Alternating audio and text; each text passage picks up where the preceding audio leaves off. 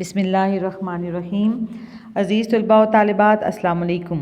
امید ہے آپ سب خیریت سے ہوں گے۔ اللہ تعالیٰ آپ پر اپنا خاص کرم کرے۔ میں آپ کی اردو کی ٹیچر ہوں۔ یہ جماعت پنجم کی اردو کی کلاس ہے۔ اب آپ اپنی اردو کی کتابیں کھولیں اور صفحہ نمبر 7 نکالیں۔ پیارے بچوں، کل ہم نے نظم حمد کا آغاز کیا تھا اور اس کا مفہوم اور معنی سمجھا تھا۔ آج ہم اس کی دہرائی کرتے ہیں اور ساتھ ساتھ حمد کے بقیہ حصے کی پڑھائی اور مفہوم بھی پڑھتے ہیں۔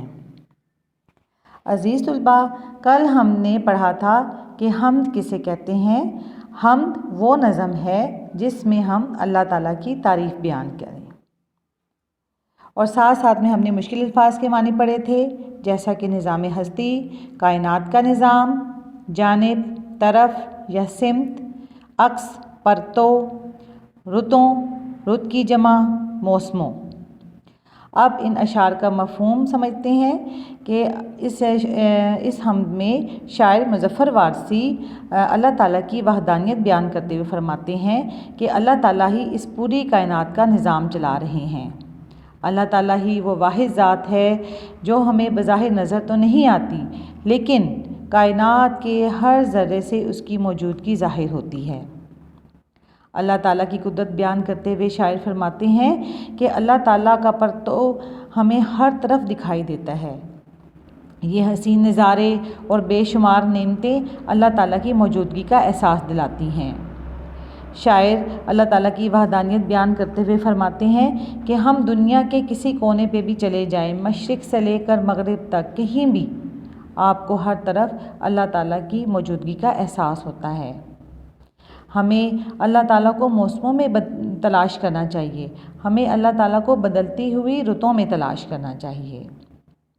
پیارے بچوں، اب ہم نظم کے بقیہ حصے کی طرف آتے ہیں اور اس کا مفہوم سمجھتے ہیں اور مشکل الفاظ کے معنی بھی پڑھتے ہیں۔ نظر بھی رکھے سماعتیں بھی، وہ جان لیتا ہے نیتیں بھی۔ نظر بھی رکھے سماعتیں بھی، وہ جان لیتا ہے نیتیں بھی۔ جو خانہ لاشعور میں جگمگا رہا ہے، وہی خدا ہے۔ سماعتیں سننے کی حس، نیتیں جو ارادے دل میں موجود ہوتے ہیں ان کو ہم نیتیں کہتے ہیں۔ خانہ لاشعور دماغ کا وہ حصہ جس میں ہماری خواہشات جنم لیتی ہیں، ٹھیک ہے۔ دماغ کا وہ حصہ ہوتا ہے جہاں ہماری خواہشات اور حسرتیں چھپی ہوئی ہوتی ہیں، اس کو خانہ لاشعور کہتے ہیں۔ کسی کو تاج وقار بخشے، کسی کو ذلت کے غار بخشے۔ کسی کو تاج وقار بخشے، کسی کو ذلت کے غار بخشے۔ جو سب کے ماتھے پہ مہر قدرت لگا رہا ہے، وہی خدا ہے۔ تاج وقار عزت کا تاج، ذلت رسوائی یا ذلیل ہونا، مہر قدرت یعنی اللہ تعالیٰ کی مہر، اللہ تعالیٰ کی طاقت کی مہر، ٹھیک ہے۔ تو اس میں شاعر یہ فرما رہے ہیں کہ اللہ تعالیٰ کی طاقت اور قدرت بیان کر رہے ہیں کہ اللہ تعالیٰ ہر وقت ہمارے ساتھ ہوتا ہے۔ اللہ تعالیٰ جو ہے وہ ہمارے خانہ لاشعور، ہمارے شعور، ہمارے تحت شعور ہر جگہ پر موجود ہوتا ہے۔ اللہ تعالیٰ کی رسائی ہر جگہ پہ ہے۔ وہ ہمارے شعور یعنی عقل و فہم، تحت شعور دماغ کا وہ حصہ جو نیند کے دوران کام کرتا ہے، اور لاشعور دماغ کا وہ حصہ جہاں ہماری خواہشات اور حسرتیں چھپی ہوتی ہیں۔ اللہ تعالیٰ ہر جگہ موجود ہے، ٹھیک ہے۔ اس شعر کا سمجھ آ گیا آپ کو مطلب؟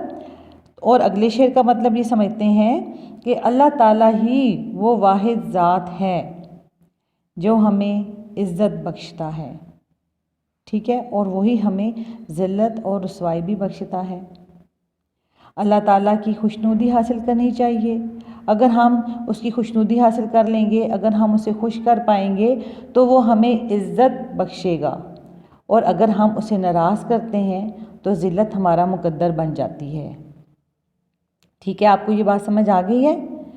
اللہ تعالیٰ ہی ہر شخص کی قسمت اور مقدر کا فیصلہ کرتا ہے۔ اللہ تعالیٰ سب انسانوں کے مقدر کا فیصلہ کرنے والا ہے، ٹھیک ہے، اور سب کے ماتھے پر اللہ تعالیٰ ہی کی قدرت ہے، سب کے ماتھے پر۔ ہمیں چاہیے کہ ہم اپنے رب کی عبادت کریں اور اپنے گناہوں کی معافی مانگیں۔ اگلا شعر پڑھتے ہیں۔ سفید اس کا سیاہ اس کا، نفس نفس ہے گواہ اس کا۔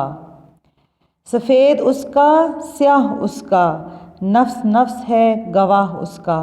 جو شعلہ جاں جلا رہا ہے بجھا رہا ہے وہی خدا ہے۔ نفس کا مطلب ہے سانس، گواہ گواہی دینے والا، شعلہ جاں زندگی کا شعلہ یا زندگی کی چمک۔ اس شعر میں شاعر اللہ تعالیٰ کی قدرت اور طاقت بیان کرتے ہوئے فرما رہے ہیں کہ اللہ تعالیٰ ہی ہمارا خالق و مالک ہے، وہ ہمارے اچھے اور برے کو دیکھنے والا ہے۔ زندگی اور موت پر صرف اور صرف اللہ تعالیٰ کا اختیار ہے، وہی ہمیں زندگی بھی دیتا ہے اور وہی ہمیں موت بھی دیتا ہے۔ اس لیے ہمیں چاہیے کہ ہم اللہ تعالیٰ کی عبادت کریں، ہمیں چاہیے کہ ہم اپنے گناہوں کی معافی مانگیں۔ امید ہے آپ کو ان اشعار کا مفہوم سمجھ آ گیا ہوگا اور مشکل الفاظ کے معنی بھی سمجھ آ گئے ہوں گے۔ آپ کا گھر کا کام یہ ہے کہ آپ نے ان اشعار کا مفہوم بھی سمجھنا ہے، مشکل الفاظ کے معنی یاد کرنے اور لکھنے بھی ہیں اور ساتھ ساتھ میں پڑھائی بھی کرنی ہے۔ آپ کے تعاون کا بہت بہت شکریہ۔ گھر میں رہیے، محفوظ رہیے۔ اللہ حافظ۔